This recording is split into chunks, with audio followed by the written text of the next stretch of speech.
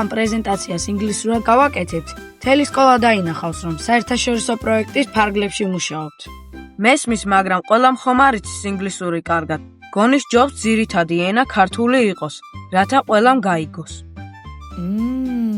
გონი ორივეს აზრში არის რაღაც ისეთი, რაც უნდა გავითვალისწინოთ. რა სიტყვით, თუ ტექსტის დიდი ნაწილი ქართულად იქნება, მაგრამ ძირითად ტერმინებსა და განმარტებებს ინგლისურადაც დავამატებთ.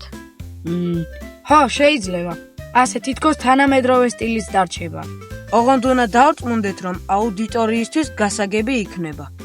არ ვიცი, როგორ მოგეწონებათ ეს იდეა, მაგრამ თუ შეიძლება რაღაც პატარა ნაწილი ჩემ მშობლიურ ენაზეც რომ აღვნიშნოთ.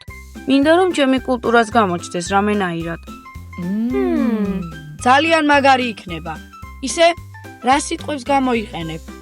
არ ვიცი, შეიძლება პრეზენტაციის დასაწყისში მოკლე მისალმება იყოს. ან დამშვიდობება სულ ბოლოს პატარა ჟესტად. რას ამბობ? ამდენი იმუშავე და მხოლოდ მისალმება ან დამშვიდობება? რაღაც უნდა მოვიფიქროთ, უფრო საინტერესო.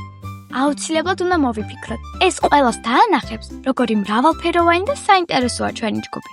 და რომ ჯგუფში ყველას ენას და კულტურას აქვს მნიშვნელობა. ეს ჩვენზე ნამდვილად ბევრს იტყვის.